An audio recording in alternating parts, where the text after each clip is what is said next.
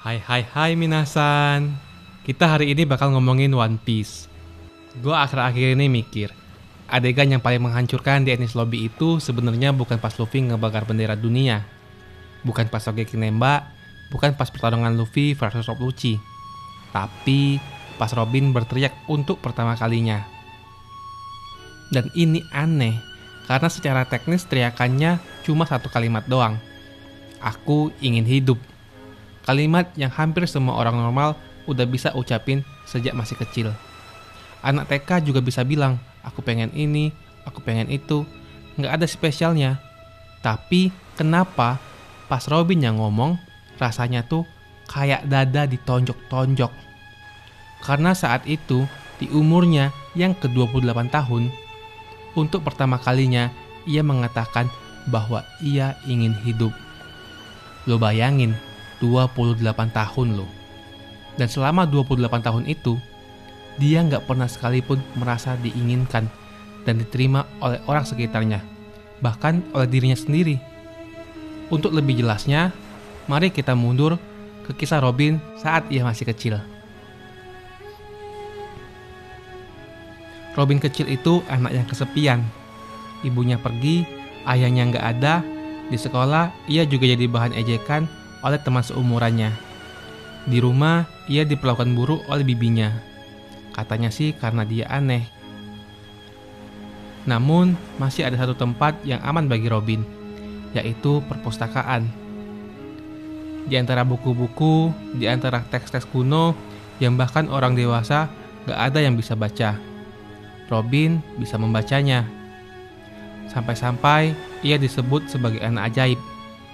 Tapi menjadi ajaib di dunia yang larang keajaiban itu bukan berkah, itu kutukan.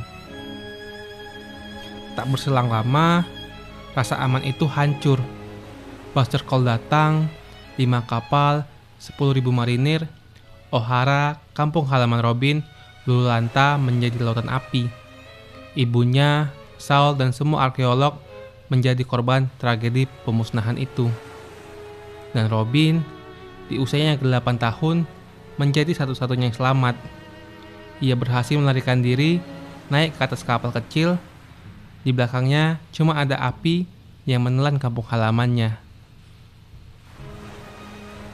Yang tersisa hanyalah kata-kata terakhir ibunya. Kau harus hidup.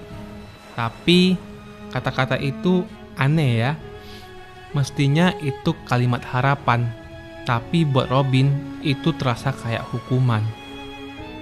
Karena hidup buat dia berarti menyaksikan semua orang yang mencintainya mati. Hidup berarti jadi penyebab. Hidup berarti salah. Disinilah satu konsep psikologi mulai bekerja. Para psikolog punya istilah untuk ini, yakni internalis guilt. Rasa bersalah yang tertanam, bukan karena lo ngelakuin sesuatu yang salah, tapi karena lo percaya bahwa lo sendiri adalah kesalahan itu. Keberadaan lo adalah dosa. Dan ini yang terjadi sama Robin. Dia nggak cuma kehilangan Ohara, dia kehilangan izin untuk merasa aman. Setiap kali ia nemu tempat yang berpotensi jadi rumah, semacam tempat di mana dia bisa duduk tanpa waspada, selalu ada yang datang. Entah angkatan laut, entah shipperpool, entah pengkhianat, selalu dan selalu ada. Dan setiap kali ia kabur, rasa bersalah yang tertanam itu makin kuat. Gua gak pantas dicintai. Semua yang deket sama gua bakal mati. Jadi, gua harus sendiri. Lucunya, dia gak takut mati. Mati itu gampang. Dia udah siap mati sejak umur 8 tahun. Yang ia takutin itu hidup. Karena hidup artinya berharap, hidup artinya percaya bahwa kali ini mungkin beda. Hidup artinya ngebuka hati lagi. Padahal setiap kali dibuka, hatinya hancur. Ada satu fenomena lain yang penting banget buat ngertiin Robin. Psikolog Martin Seligman pernah menemu suatu konsep yang ia sebut sebagai learned helplessness, ketidakberdayaan yang dipelajari. Cara kerjanya begini. Lo kasih seseorang pengalaman buruk yang berulang-ulang yang gak bisa ia hindari sekeras apapun ia berusaha. Lama-lama ia berhenti berusaha dia nyerah, dia percaya bahwa apapun yang ia lakukan, hasilnya bakal sama saja. Sakit, ditinggalkan, mati. Ini Robin banget.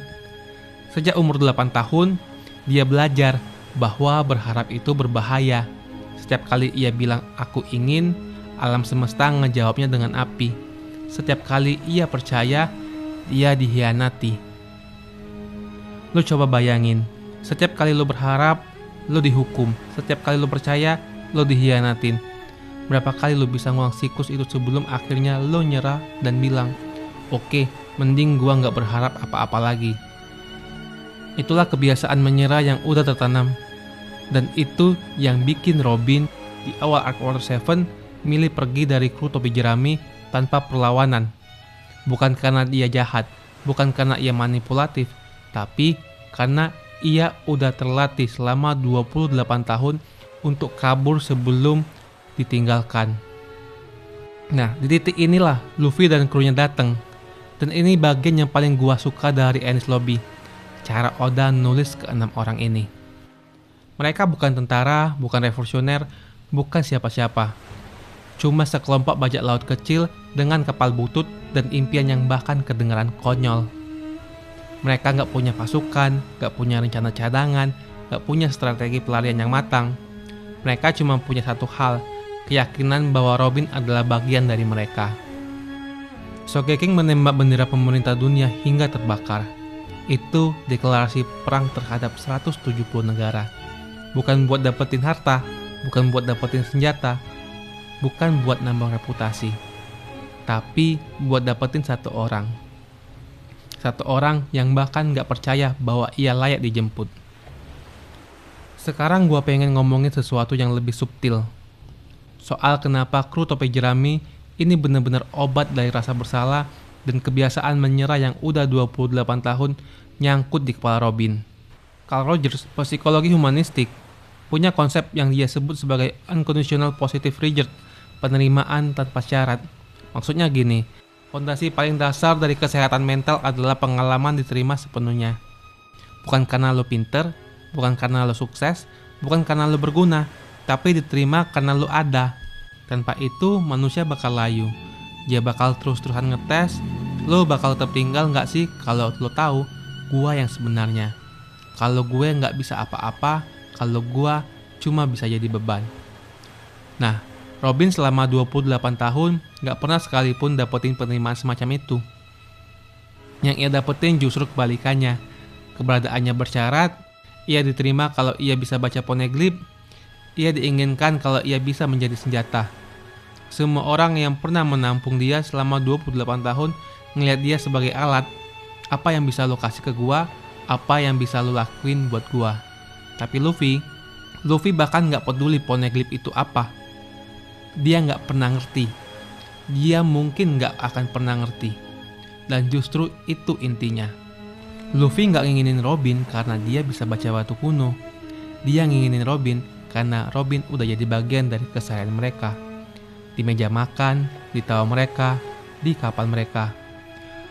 Waktu Robin pergi dari Water 7, yang dirasain kru topi jerami bukan kehilangan aset. Bukan, aduh gimana nasib rencana kita sekarang.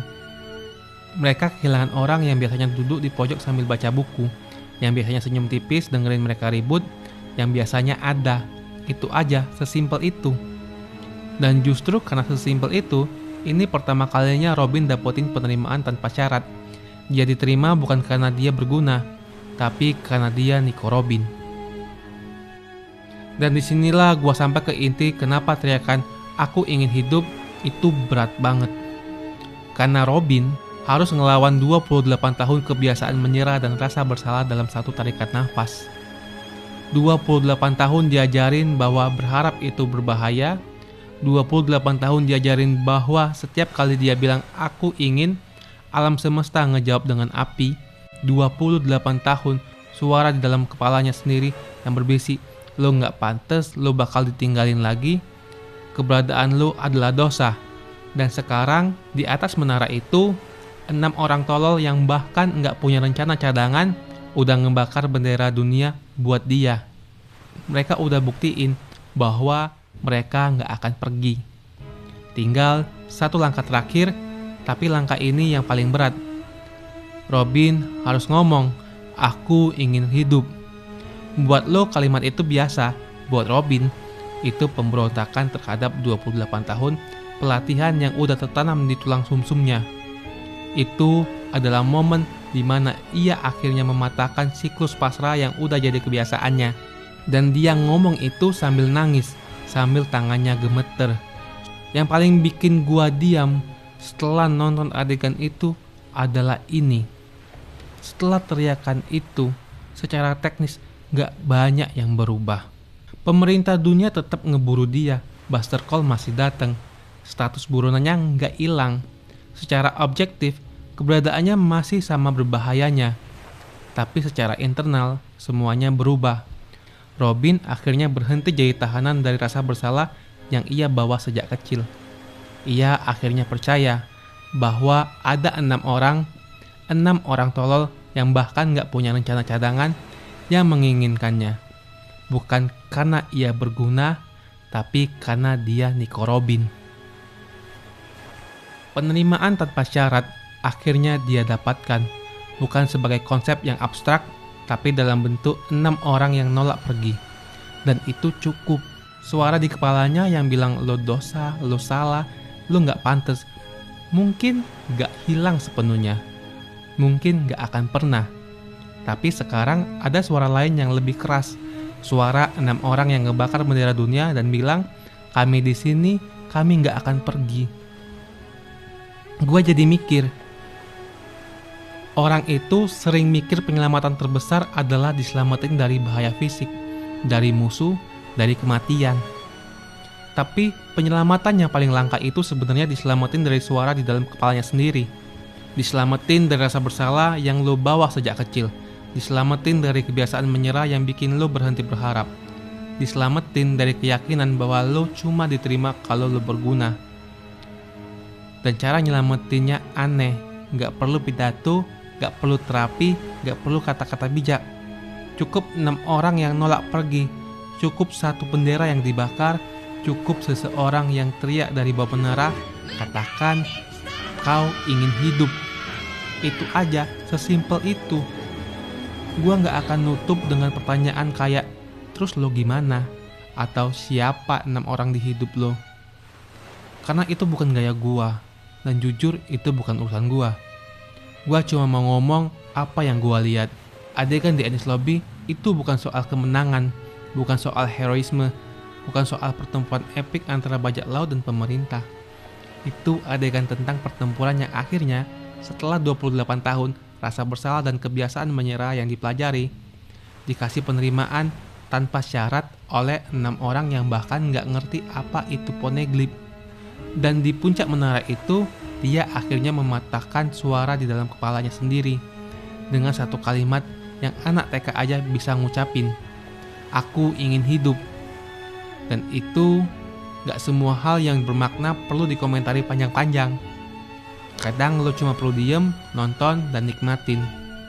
Oke, segitu aja dulu pembahasan kita kali ini. Jangan lupa mampir ke channel Trisik Anime buat lebih banyak konten seru lainnya. Gua pamit dulu, sampai jumpa.